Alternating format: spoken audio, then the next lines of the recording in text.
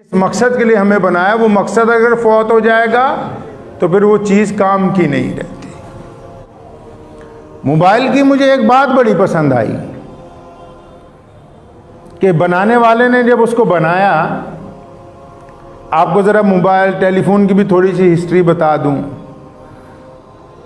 جب بل گراہم نے فون بنایا نا، سب سے پہلے لائن والا لینڈ لائن فون بنایا، تو مجھے ایک صاحب ملے تو کہنے لگے جی ہیلو کہنا حرام ہے۔ میں نے کہا کیوں حرام ہے بھائی؟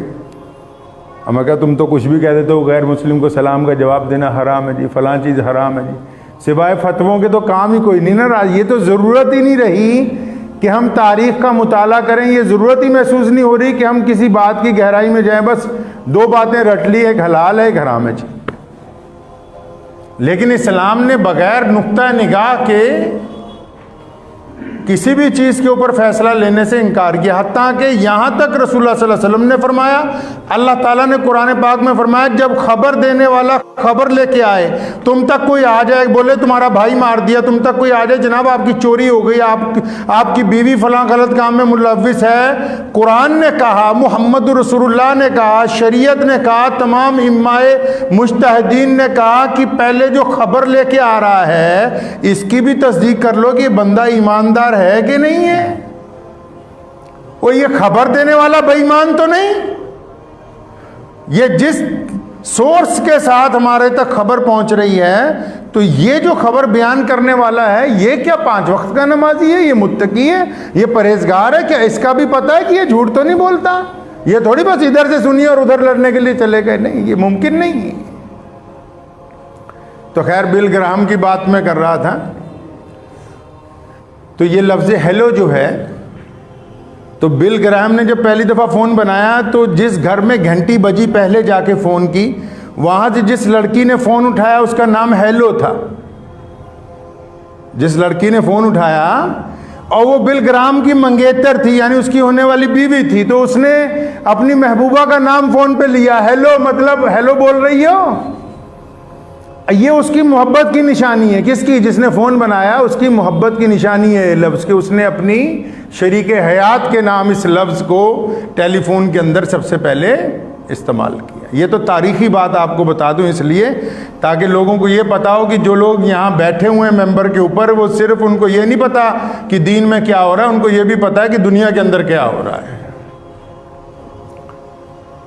تو شریعت نے کہا، فون کی ایک بات مجھے بڑی اچھی لگتی ہے، وہ کیا بات ہے کہ اس کو بنایا اس لیے کہ جب کوئی ضروری فون آئے تو یہ اپنے تمام کام چھوڑ دیتا ہے۔ مثال کے طور پہ آپ گیم کھیل رہے ہیں، مثال کے طور پہ آپ فیس بک چلا رہے ہیں، آپ واٹس ایپ چلا رہے ہیں، آپ انسٹاگرام چلا رہے ہیں، آپ فون کے اندر کیلکولیٹر چلا رہے ہیں، آپ فون میں نوٹس لکھ رہے ہیں، آپ فون میں گوگل سرچ کر رہے ہیں، لیکن جب فون کی گھنٹی بجتی ہے تو فون اپنے تمام فنکشن چھوڑ کر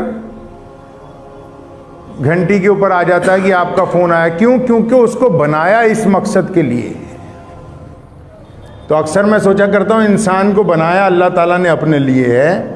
یہ موبائل دیکھو اس میں کتنی چیزیں آ گئیں، گھڑی اس میں آ گئی، کیلکولیٹر اس میں آ گیا، نوٹ پیڈ اس کے اندر آ گئے، گوگل سرچ اس کے اندر آ گئی، فیس بک آ گیا، انسٹاگرام آ گیا، اتنے ایپ۔ اس کے باوجود جب اس کا اصل مقصد کا ٹائم آتا ہے نا، یہ سارے کام چھوڑ دیتا ہے، اپنے اصل مقصد پہ آ جاتا ہے۔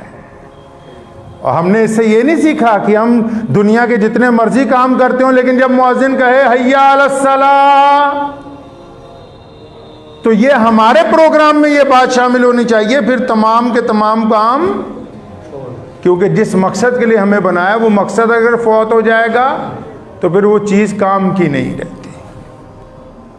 اب سنیے فون کا استعمال کیسے کرنا ہے۔ شریعت نے یہ ہمیں کہا، رسول اللہ صلی اللہ علیہ وسلم نے فرمایا جب کسی گھر کے باہر جاؤ، جب کسی کا دروازہ کھٹکھٹاؤ، اللہ کے نبی نے فرمایا دائیں یا بائیں کھڑے ہو جاؤ، دروازے کے سامنے نہ کھڑے ہو تاکہ بے پردگی نہ ہو۔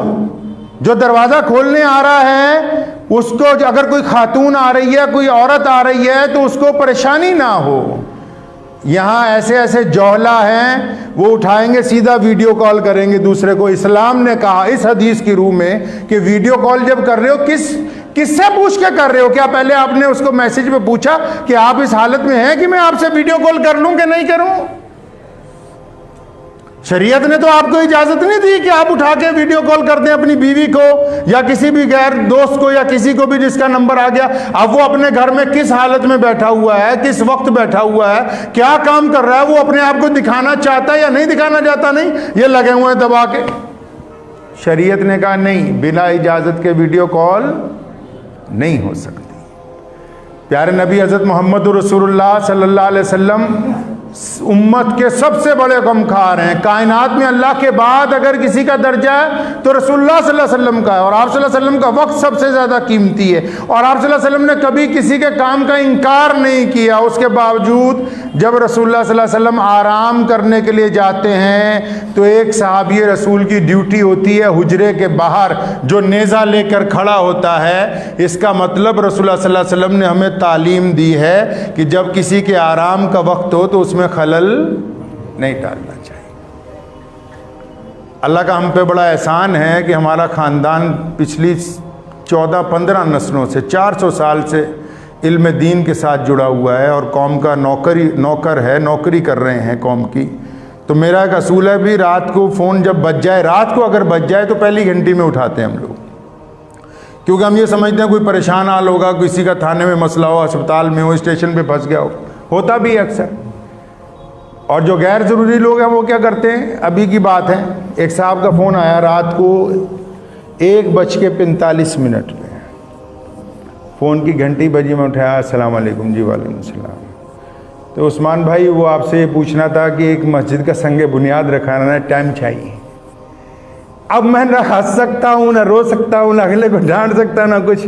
میں نے گاڑی دیکھی اطمینان سے, میں کہا جی ابھی رکھوانا ہے, ابھی رکھوانا چاہتے ہیں. تو آپ اندازہ لگائیں کہ بیٹھے ہوں گے کہیں اکٹھے ہو کے مشورہ کرتے کرتے 2 بج گئے. تو انہوں نے کہا نہیں ابھی پوچھ لو بھائی. ایک صاحب کا فون آیا مستقیم بھائی کو رات کو 1:30 بجے. ہمارے یہاں اصول ہے, میں نے پھر بتا رہا ہوں کہ رات کو کسی کا فون آ جائے اس لیے اٹھانا ہے کہ اکثر لوگ پریشانی میں ہی فون کرتے ہیں, کوئی رات کا مطلب یہی ہوتا ہے فون کا. اب 1 بجے فون کر رہا ہے, السلام علیکم. جی وعلیکم السلام. کہ جو بھائی میں نے سوچا راشن کارڈ بنوانا تھا آپ سے پوچھ لوں. آپ اندازہ لگائیے بھی رات کو 1 بجے راشن کارڈ بنوانا ہے. ٹھیک ہے نوکروں کی بھی کچھ رعایتیں ہوتی ہیں, اگر کوئی قوم کا نوکر ہے تو اس کے ساتھ بھی شریعت نے کوئی رعایتیں دی ہوں گی کہ اگر ایمرجنسی پڑ جائے تو رات کو 2 بجے اٹھا کے کھڑے کیجیے.